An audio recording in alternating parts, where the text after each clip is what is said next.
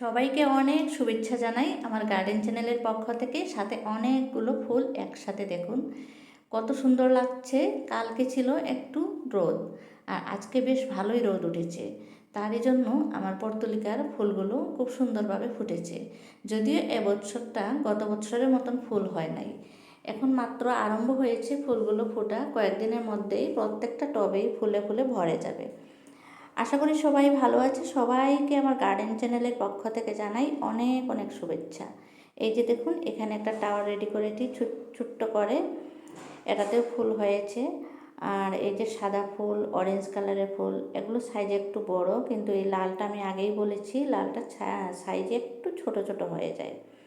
আজকে বেশ কয়েকটা ফুল দেখতে আমার মনটা খুব ভালো লাগছে আর আপনাদের সাথে ভিডিওটা শেয়ার করলাম। তারপরে পর্তুলিকা ছাড়াও আমার বাগানে কিছু ফুলের গাছ রয়েছে যেগুলোতে ফুল এখনও হয় নাই। আর একটা কথা কি, আমার বাড়িতে মাটিতে জায়গা বেশি নেই, তাই আমার ফুল গাছ লাগানোর শখটা আমি সমস্ত কিছু এই টবেতেই করতে হয়। কারণ টবে অনেকগুলো গাছ আছে, বেশি বড় হতে চায় না। যেমন এই যে দেখুন রঙ্গন গাছটা মাটিতে দিলে বেশ বড় হয়ে যায় গাছ, আর ফুলের সংখ্যাও অনেক বেশি হয়। টবে দিয়েছি, তবুও দেখুন আমি যেরকম পরিচর্যা নিয়েছি খুব সুন্দরভাবে রঙ্গনটা ফুটেছে, সাইজে অনেক বড় বড় হয়েছে, বেশ কয়েকটা ফুলও আসছে।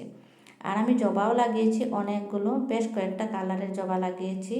জবাগুলো বৃষ্টি বেশি হয়েছে তাই গাছগুলো এত ভালো হয় নাই, হয়তো কয়েকদিনের মধ্যেই ঠিক হয়ে যাবে। বেশ কয়েকটা কালারের জবা আছে। আমার মনে একটা দুঃখ যে আমি আমার বাড়ির আঙিনায় বাগান করতে পারি না, তাই এমনকি দেখুন বগানভিলা পর্যন্ত আমি টবে লাগিয়েছি ছাদের মধ্যে। এই যে মাছুন্দা সবই টবে, কিন্তু এই ফুলগুলো মাটিতে দিলে আরও অনেক বড় হয়। এই যে দেখুন বেশ সুন্দর কালারের একটা এজেলিয়া, এত সুন্দর লাগছে ফুলটা। দেখুন একদম গোলাপের মতন লাগে অনেকটা। এই ফুলটা কিন্তু একদম সরাসরি বৃষ্টিতে রাখতে নেই, বৃষ্টিতে রাখলে গাছটা নষ্ট হয়ে যায়। আর এই ফুলের গাছের নিচে কিন্তু মাটি দিতে নেই, এটা পাতা পচা আবর্জনার মধ্যেই গাছটা ভালো করে হয়ে যায়। বন্ধুরা, আপনারাও যদি ফুলের বাগান বা সবজির বাগান করে ভালোবাসেন, তাহলে কিছু কিছু টিপস অবশ্যই পেয়ে যাবেন আমার চ্যানেলের মধ্যে। আমার চ্যানেলটা সাবস্ক্রাইব করে দিয়ে আমার সাথে থাকুন।